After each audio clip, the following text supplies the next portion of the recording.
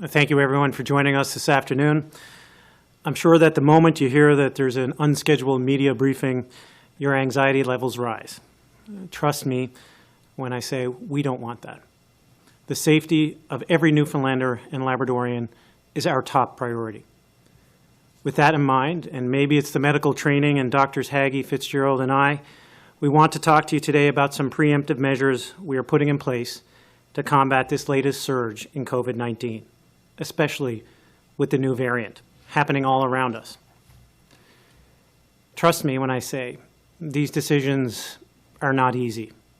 They are made collectively based on advice from public health in order to keep us all safe. I'm sure you've seen the news from the mainland and around the world.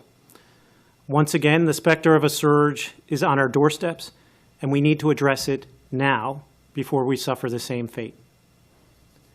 I know it couldn't come at a worse time, cruelly even. We are all looking forward to the holidays together, family coming home, gathering together to celebrate our faith, a time to give and feel joy in each other's company. My friends, COVID cannot take that spirit from us. It will not. We just need to, again, as we have so bravely done in the last 2 years, step up and face the reality of this situation. We will face it together. Our province has one of the highest vaccination rates on the continent. We made it through lockdowns and strict measures. We are every bit the determined, never stop souls we have always been for generations. When hardship is in your blood, but your heart is full of optimism, there is nothing that can stop you. Looking at what's happening around us, we know, simply, the math does not lie. This new variant is more contagious, and it is here amongst us. But it will be met by a wall of our collective will. Today, we will announce preemptive measures as our first defense. Now, I know I am asking the weary to find energy to fight some more, but I also know who I'm asking. The people of this province have the courage to see this through, the love and compassion to help us all get through it together. With that, now I'll turn things over to Dr. Fitzgerald for an update and an update on our preemptive measures. Dr. Fitzgerald. Thank you, Premier. Thank you all for joining us this afternoon for this unscheduled briefing. Since our media briefing on Friday, we have confirmed 61 new cases of COVID-19 this weekend. 18 are in Eastern Health. 1 is a contact of a case, and the other 17 are under investigation. There are 32 cases in Central Health. 21 of these are contacts with cases, 10 are under investigation, and 1 is travel-related. There are 10 cases in Western Health, 4 are contacts with cases, and 6 are under investigation. And there is 1 case in Labrador-Grenfell Health, which is under investigation. There have been 10 new recoveries, 2 in Eastern Health and 8 in Western Health, leaving 127 active cases in the province. The total number of cases for our province is 2,213. No one is hospitalized as a result of COVID-19. And 2,050 tests were completed since yesterday for a total of 361,177 to date. We have 9 confirmed cases of Omicron and 34 presumptive cases of Omicron. In Eastern Health, there are 5 confirmed and 7 presumptive cases of Omicron, and in Central Health, there are 4 confirmed and 27 presumptive cases of Omicron. We are very concerned with the rapid spread occurring in the central region. Effective midnight tonight, Badger, Grand Falls, Windsor, Gander, and Twillingate will move to alert level 3. We recommend avoiding travel in and out of these areas unless it is for essential reasons such as work or medical care. Weddings, funerals, burials, religious and cultural ceremonies are limited to 100 people or 50% of venue capacity, whichever is less.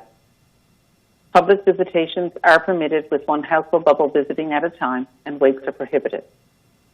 Performance spaces, cinemas, and bingo halls are closed. Informal gatherings, such as those in the home, are limited to your household steady 20. Fitness facilities, swimming pools, arenas, and dance studios are permitted to open with a maximum capacity of 100 people or 50% capacity per room or ice surface, whichever is less. Physical distancing between households must be maintained. Restaurants are open at 50% capacity with physical distancing, and bars and lounges are closed. Amateur sport and recreation activities are limited to team practice and training only. Competition and training with other teams, even within the association, is not permitted, and work from home is recommended where possible. The rest of the province outside of the impacted areas of central health will be in alert level 2, effective midnight tonight, as per the restrictions we announced this past Friday. We are also putting additional restrictions in place for travelers. The evidence of Omicron shows that there is immune escape, and this means that anyone fully vaccinated can still get and transmit COVID-19, and indeed that is what we are seeing. Effective 3 p.m. on Tuesday, all fully vaccinated travelers will need to isolate for 5 days upon arrival. They will need to take a rapid test every day for 5 days, and if they are all negative, they can leave isolation after 5 full days or 120 hours have passed. Anyone arriving in the province that has visited a post-secondary campus outside of the province in the last 14 days and who is fully vaccinated must abide by these new isolation requirements and are also still required to have their arrival PCR test. If both the PCR test and the 5 rapid tests are negative, they can leave isolation after 5 full days have passed. Children between ages 5 and 11 that are not fully vaccinated and are traveling with parents or guardians that are fully vaccinated will also need to self-isolate for 5 days with 5 rapid tests. After 5 days, they will then follow modified self-isolation until 14 days have passed. It is not mandatory for children under 5 to have a test as long as the parents and guardians have their rapid test. They can leave full isolation with the parents and continue on modified self-isolation until 14 days have passed. Rotational workers that are fully vaccinated will need to book a PCR test between days 0 and 3 and take a rapid test each day for 5 days and can follow modified self-isolation for 5 days. Provided their rapid tests are negative, they can end modified self-isolation on day 5. There are no changes for anyone not fully vaccinated. These travelers must still isolate until they receive a negative PCR test on day 7 or later and are then subject to modified self-isolation for the remaining 14 days. I know that there are many travelers coming into the province this week for the holidays, and the timing is terrible. Unfortunately, more movement and travel is what COVID-19 thrives on. Right now, the public health is operating at full capacity for contact tracing and investigation. Because Omicron is so infectious and spreads so fast, we know that by the time we find a positive case, the virus has likely already spread onwards. Jurisdictions across Canada are reporting record numbers of new daily cases. We have a lot of work ahead of us to manage the outbreaks that we have, and we cannot afford to have new outbreaks through the importation of new cases into the province. So this is our way to try to reduce that risk. As difficult as the self-isolation requirements for travelers were for the 14 months that they were in place, they were key to helping Newfoundland and Labrador avoid the substantial impact of COVID-19 that other jurisdictions experienced. These are temporary measures to help us during this critical period. When it is safe to ease restrictions, we will do so. If you have family and friends coming after 3 p.m. on Tuesday, you can choose to self-isolate together with them, and if their 5 days of rapid tests are negative, everyone self-isolating with the traveler can then leave isolation. As I indicated Friday, we need to be prepared for changes and possibly with little notice. The combination of these new measures will not only help us preserve capacity in healthcare, but may possibly help to delay or avoid the need for additional restrictions within the province. No doubt this will be a difficult holiday for many people this year, and for several reasons. Please reach out to those who may be anxious or alone this season. The best gift we can give this Christmas does not come from a store. It's our love and support. So take care of yourself and look after your family and friends, and please hold fast. Sorry. Well, thank you, Dr. Fitzgerald. It's certainly not the news any of us want to deliver, and thank you again and your team for putting through the best advice and going through one heck of 18 months. So we greatly appreciate it. With that, I'll ask Minister Haggie for some brief comments. Minister?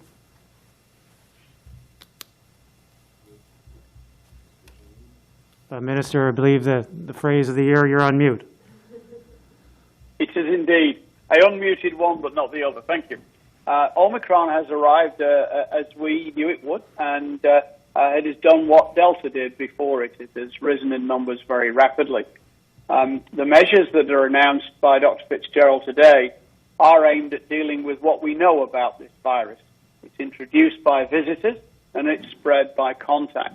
And so the measures that have been announced are designed to safeguard travellers and people who would come into contact with them, and also to minimize the number of casual contacts over the course of a day.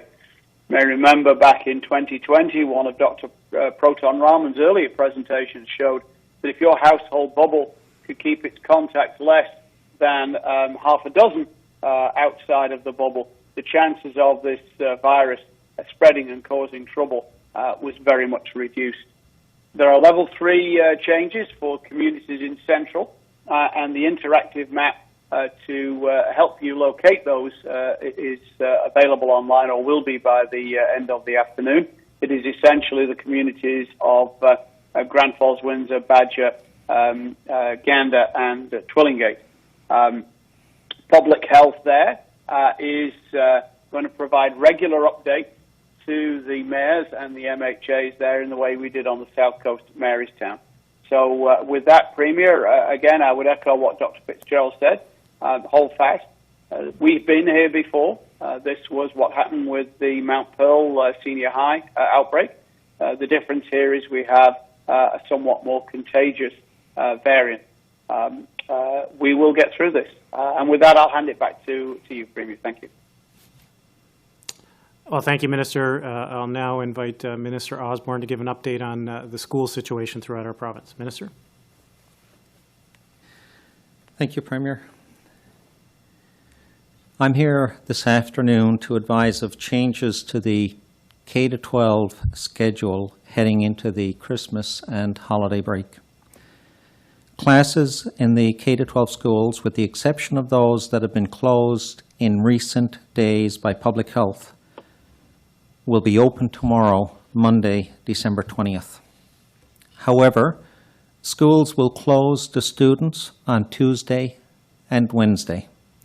Classes are still scheduled to resume on January 4th, the first day after the break. Let me be very clear. At this time, public health continues to advise that schools are safe to remain open, and we have not made a decision to pivot to online learning at this time. However, in light of the uncertainty around where things are going with this variant, we are erring on the side of caution and preparing for that possibility. We have made the decision to remain open for one day to allow schools to clue up any outstanding business that they had planned for this week. For instance, that might include assignments or home studies or much needed face-to-face time that a student may need with an educator. We also recognize that some families will need to arrange childcare.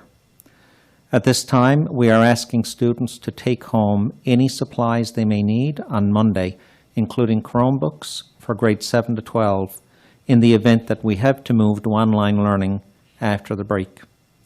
On Tuesday and Wednesday this week, educators and staff will prepare for a possible shift to online learning in January. Schools will be available for them on these days.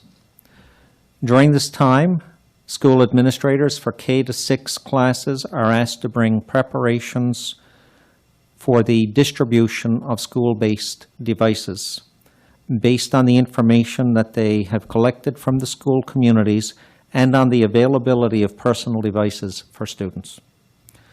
Classes will resume on January 4th, 2022, either in person or online. So we are giving educators the 2 preparation days now so they can hit the ground running after the break, regardless of format. We are giving this prep opportunity now because we know it is safe to do so today.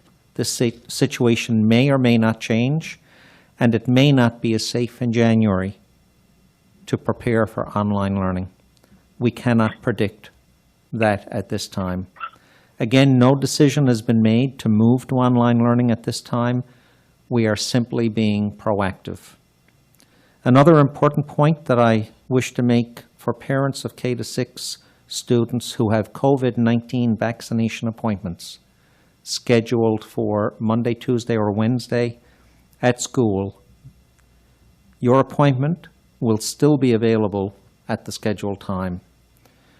We have said all year that our priority is to keep schools open whenever it is safe to do so, and that remains our priority. We will continue to work closely with public health to make these decisions in the interest of public safety for students and educators. I want to take the time to thank educators, staff, students, and families for their efforts this year to follow public health protocols and to keep our school communities safe. Thank you. Thank you, Minister. I'll now invite questions from the media. Thank you, Premier. Today we have 5 reporters joining by phone. The first round of the question and answer session will give each reporter the opportunity to ask 1 question and 1 follow-up. Following this, there will be a final round where each reporter will have the opportunity to ask 1 final question. Our first questions are from Peter Cowan with the CBC. Please go ahead. Dr. Fitzgerald, just a couple days ago you were saying that you didn't want to bring in any sort of border measures in place. Can you explain why the change of view and why the decision to delay it until Tuesday? Are you not concerned that some people will just simply move up their plans, everyone will rush to get in order to avoid isolation, and you'll still have all that travel and people won't be in isolation? So you're right. 2 days ago was a very different picture than what we're seeing today, and certainly what we've seen in the last 48 hours or so is a lot of travel-related cases. So we really do feel that we need to put these measures in place right now to keep people safe and to maintain our public health capacity and health system capacity. So we have tried to give people time to be able to cancel their plans if they had them in place. I think everybody across the country realizes the gravity of this situation and understands the gravity of this situation. So, I think cooler heads will prevail and people will make the decision that's right. I don't anticipate that we'll see a lot of people moving up their plans. I've certainly heard of a lot of people changing their plans already. So, at this point, I don't think that will be the case. And considering there are a lot of people who've already traveled in advance of this, why isn't there testing options available? I know, for example, some people who arrived before test kits were available and they've even gone back to the airport to say, hey, can I get one? Because I want to be able to do these rapid tests, and they're still not available. So, with any plan, it has to start at some point. And so it is certainly if anyone who's traveled in here, if there are concerns and they want to get a test, there are options available for them to get a test. Anyone with symptoms can book a test online. Anyone who has to book a test because of travel can book a test online. Since Friday, anyone who's coming in is getting the 5 tests. So, we're moving forward and trying to deal with the situation as it presents itself to us. And, but there does have to be a start date to everything. So. Our next questions are from Richard Duggan with VOCM. Please go ahead. Thank you. A little bit of a follow-up to Peter's question. With these rising case numbers, could we potentially see more rapid tests being made available to the general community so that people can get those tests done on their own and test to see if they have the virus? As I said previously, we are looking at the ways that we can use this test most efficiently. And, if simply doing rapid tests was what was going to keep this from happening, then there would be a lot of jurisdictions in this country who wouldn't be where they are right now. So rapid tests are not the entire answer to all of this.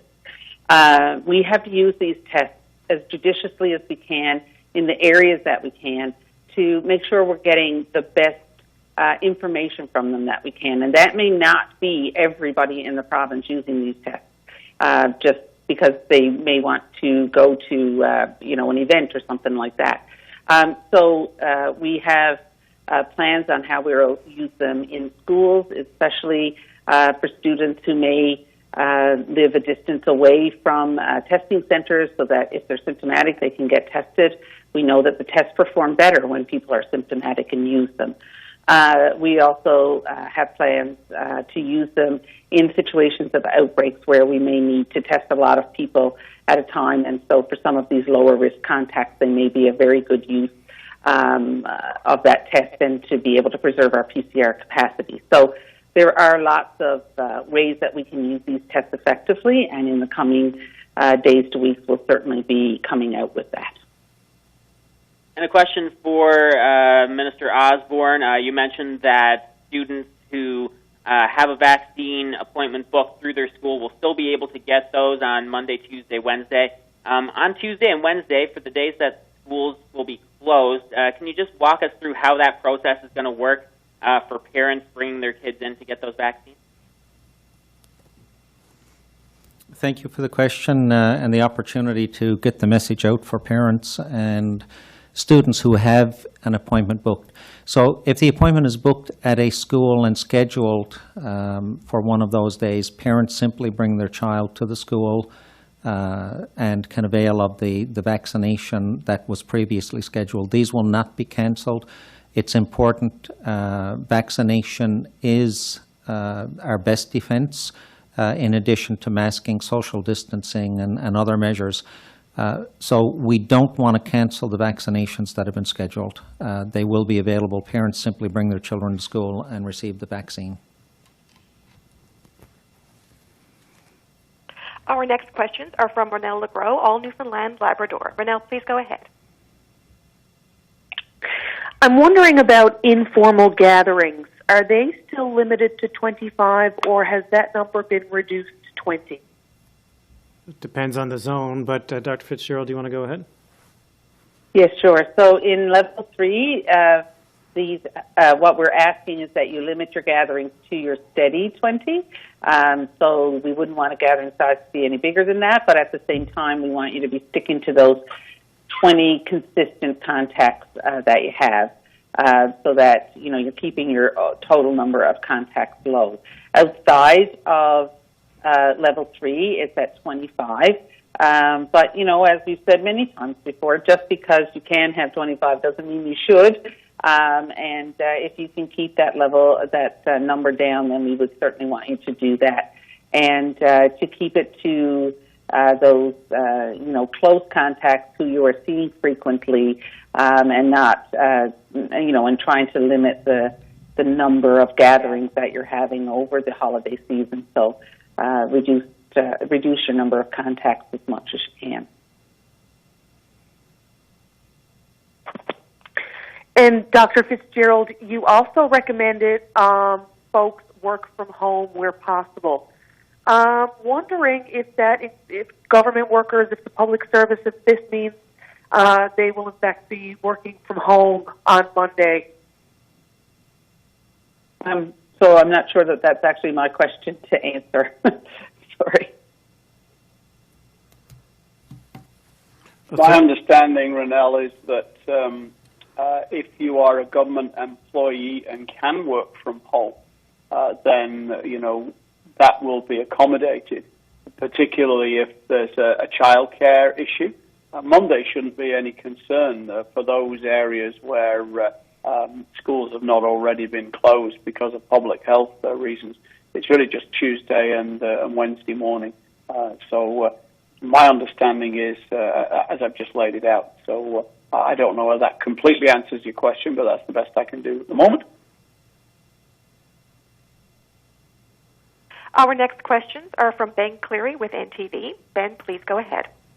Hi, and thank you. My first question is for Minister Osborne, and that's what should parents and students, what do they have to do tomorrow to prepare for the holiday break? So for students, educators and staff at the school, tomorrow is a normal school day. We expect the school day to be the same as any other school day. We're simply closing on Tuesday and Wednesday. So on Monday, students will bring home any and all materials, including Chromebooks, that are required to revert to online or virtual learning should the need occur on January 4th. For educators, those 2 days are the prep days for educators to allow them to get ready to do virtual learning for their students. Schools are open for educators and they will prepare. As I said, it's safe to do so on Tuesday and Wednesday. We're not certain if it will be as safe in January, which is the reason we're making this move now, so that we are prepared for virtual learning and educators, students, and parents are prepared for that in January if the need arises. Thank you. And Dr. Fitzgerald, I noticed you got a little emotional in your preamble. How hard is it to implement these restrictions so close to Christmas and over the holiday season? Yeah, they're hard at any time. They've never been easy. And I think it's just, I think it's just, it's been a hard weekend, and I've been on call, so it's, I think emotions just got the better of me there. But, these are incredibly difficult restrictions to be putting in. We know that. We've known that all along. It was the last thing really any of us wanted to do. So trust me, none of us are taking this step lightly. And but at this point, I don't see another way of really being able to try to curb and slow the spread, so that we can handle what comes to us. Our next questions are from Peter Jackson with the Telegram. Peter, please go ahead. Good afternoon. I think this would be for Minister Haggie. I'm wondering how many rapid tests we have received in the past 48 hours or so, and what is our current number on hand? We've received 250,000 kits over the course of Thursday night onwards. We are expecting another 1.5 million. Those will arrive over the course of the next week or so, and certainly that number is anticipated to be complete by the end of December. Our challenge is that there is a global shortage of these kits. They are at all points of entry currently, save for, according to my information, the ferry at Fortune, and I'm not sure whether the St. Anthony and Goose Bay airports have got theirs yet or whether they'll arrive tonight. Okay, thank you. This is either for you or for Dr. Fitzgerald, but the Chief Science Advisor of Canada, among others, has said that these kits really ought to be in the hands of the public, that it should be up to them to also be doing their part individually to try to prevent this spread. What do you say to that fact that we are still one of the few provinces not distributing these widely?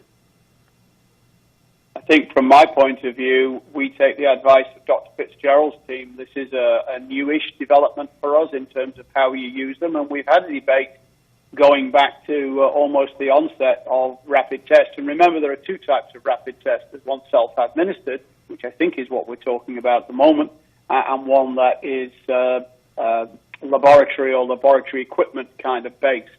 So that's a separate entity. We've had such a low prevalence that our advice has always been to reserve these for specific situations. Dr. Fitzgerald can elaborate further, but quite frankly, our advice at the moment is things have changed. Let's change.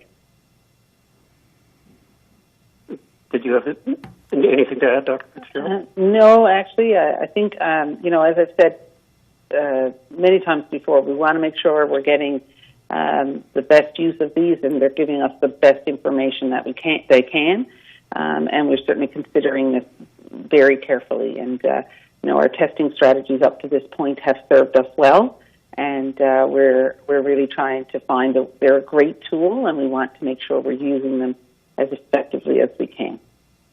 Peter, I'll just weigh in here as well. Like, these are the conversations that are happening across the country and with different premiers and the supply chain, and we're working very hard and collaboratively with our federal counterparts to ensure that we are securing the supply chain as the prevalence changes. But these are issues as they were distributed across Ontario. I know that there's issues even there now. So this is something that's occurring across the country right now and around the world, as the minister suggested. Thank you. I will now go back through each reporter to see if you have one final question. Peter Cowan with CBC, do you have a final question? I do. Why did you decide on 5 days for isolation as opposed to the traditional 14 that we had been using all along, or the 7 that we've been using for close contact? And considering the evidence shows that a booster shot gives much better protection against Omicron, why are people with a third shot not exempt from these new measures? So we chose 5 days. I think, we're looking at Omicron and it's the way that it's being transmitted, and certainly we're seeing a much shorter incubation period. We're seeing people now who are becoming symptomatic, 36 hours, 48 hours after they've become exposed. So a lot of people are actually, I feel like more people will be picked up in that shorter time period. And so we're trying to find and strike a balance between, getting the best protection we can with a quarantine period, and allowing as much freedom as we can for people who are either coming home or coming to visit. With the addition of the testing on there, I think that helps us to feel that much more safe in that regard. And what was the second part of the question, Peter? Was around, if you've got a booster shot, we know you get better protection against Omicron. Why not exempt those people from quarantine?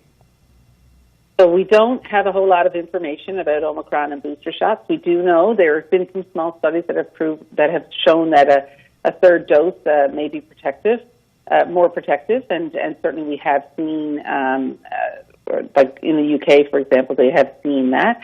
However, we have seen that we've also had people who've had 3 doses and have become infected. So, certainly from a protection against severe disease, that will probably be the case. But when we're talking about transmission, we don't have all the information that we need yet. We're still very early stages of the game, and we may get to a point where we can say that 3 doses means you don't have to isolate, and I hope we do very soon. But we're doing this temporarily so that we can buy ourselves some time till we get the information that we need, until we know what the outcomes are going to be, and how this is going to affect health system capacity. Hopefully we'll be able to get that information in the near future. Richard Duggan with VOCM. Do you have a final question? I do. Dr. Fitzgerald, you said earlier that public health is concerned with the amount of spread that we're seeing with Omicron, particularly in the central region.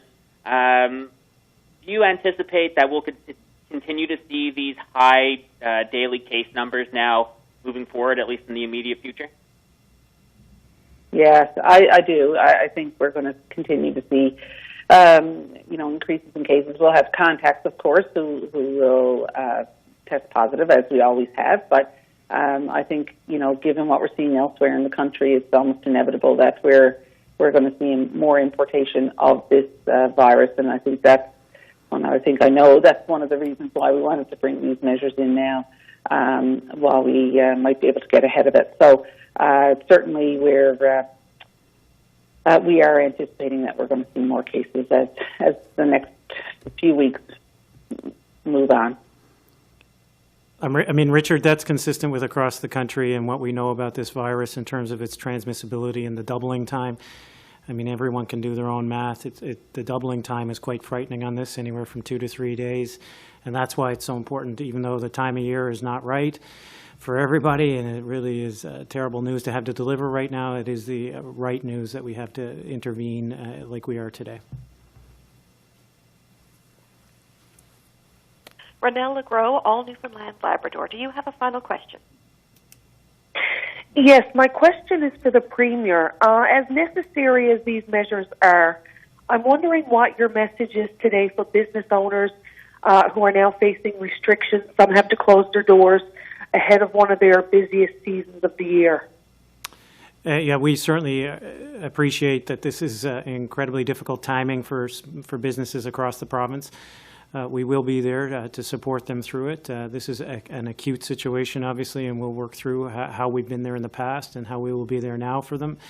It's an incredibly difficult time of year, but this is all in an effort to protect our economy in the medium term and to protect our ICU and hospital capacities so that we're just not overrun. It's an unfortunate but necessary measure, and we will work with them and their associations to ensure that we are supporting them through this difficult time. Ben Cleary of NTV, do you have a final question? Yes, and thank you. Can you walk us through again, Dr. Fitzgerald, exactly how many cases of the Omicron variant are in the province? And I guess this is a double-edged question. What's the latest information? What do we know now about Omicron in terms of how it spreads and things like that? Just 1 second. Now I have to pull that up again. So, numbers-wise, for Omicron right now, we have 9 confirmed cases and 34 presumptive cases. In Eastern, 5 confirmed, 7 presumptive. Central, 4 confirmed and 27 presumptive. And with regard to spread, we know that this is spreading quite rapidly. We know that it can be very easily transmitted, and we're certainly seeing evidence of that in our in the cases that we have so far. And we do know that vaccinated people who have 2 vaccines can get it. So far, most, if not all, of the cases have mild disease, which is very reassuring.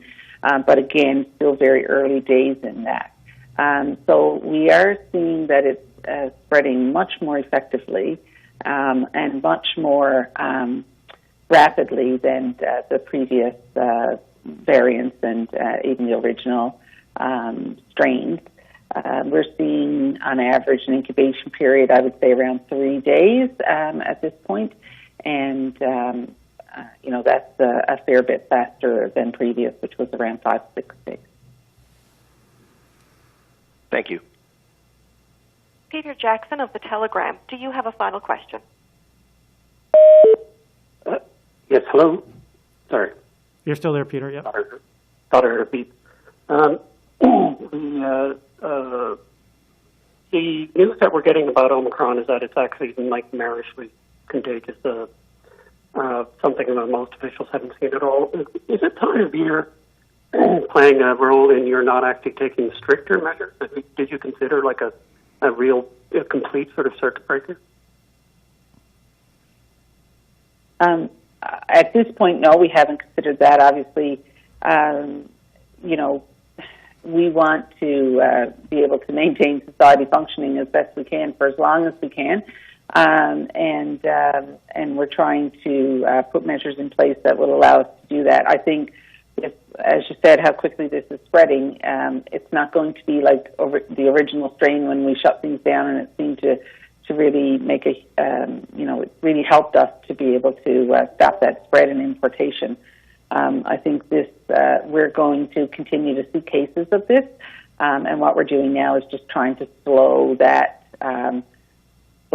importation, slow that spread, and it's up to all of us to really be able to do that. We all have a role to play in doing that. So keeping your contacts low, staying home if you're sick. Again, I cannot stress it enough. If you have symptoms, if it's aches and pains, a stuffy nose, a sore throat, any of those things that you might think is just a cold, it might not be a cold. And in fact, at this time, we need to assume that it's COVID until you prove it otherwise. So you need to stay home, and you need to have a test. So those are things that we can all do. It's our collective responsibility to try to make sure that this doesn't get out of hand. So, really, we need to remember all of those tried and true measures that we've had used before. Sorry. Thank you. Thank you, everyone. Premier, do you have any final comments today? Sure. Thank you all for joining us. I'd just like to follow up on Dr. Fitzgerald's previous comments and answer to the question. Of course, no one wants to deliver this news during Christmas, but it is certainly the news that we have to deliver, and COVID doesn't know that it's Christmas time, unfortunately. So regardless of the time of year, regardless of how special it is for all of us, we want to make the right decisions for Newfoundlanders and Labradorians to keep them safe, to keep the economy open as best we can, and to mitigate this new variant moving into the new year. So please be safe, limit your contacts, look after each other, and most importantly as well, look after yourself. I know there's a lot of people suffering with mental health and anxiety issues with news like this, but please look after yourself first and foremost, and then each other. Thank you.